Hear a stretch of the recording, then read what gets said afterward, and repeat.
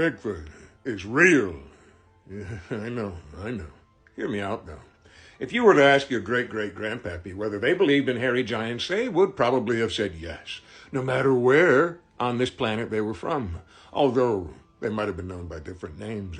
Bigfoot, Sasquatch, Yeti, Almas, and the list goes on.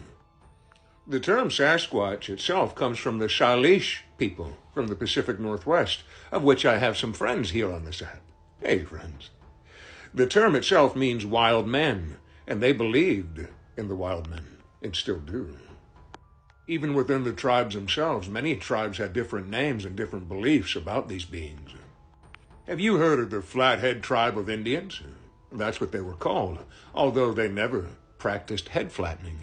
Neither did the Salish people, who sometimes erroneously have been labeled as head flatteners as well. It was the Chinook people.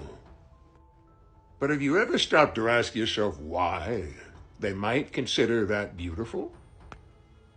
To each his own, I suppose.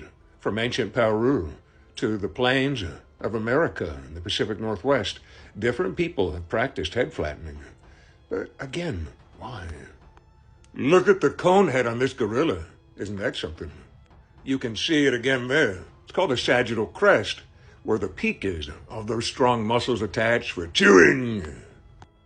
In the case of the Chinook Native Americans, it was said that they did it to emulate the wild men of the woods. In some of the Chinook stories, Bigfoot were either pleasant or nasty depending on how you treated them. They were somewhat seen as guardians of the flora and fauna, the woods, the rivers, the streams, the coastline. They were protectors. The people were frightened of them, for good reason, the same way that you and I might be frightened of a bear. Do I believe in Bigfoot? Yes. Have we destroyed them all? Maybe. We've shared this planet before with other reasoning humanoids. You might know them by names like Neanderthal, Cro-Magnon. Maybe our great-grandpappies knew them by different names. It's said that we have no North American apes, so I do wonder where they drew their inspiration.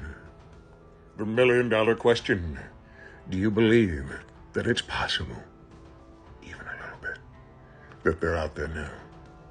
If you would like to hear actual Native American myth, legends, and stories about Sasquatch and the wild men, let me know in the comments. And give us a follow if you haven't already. You're missing out on the fun.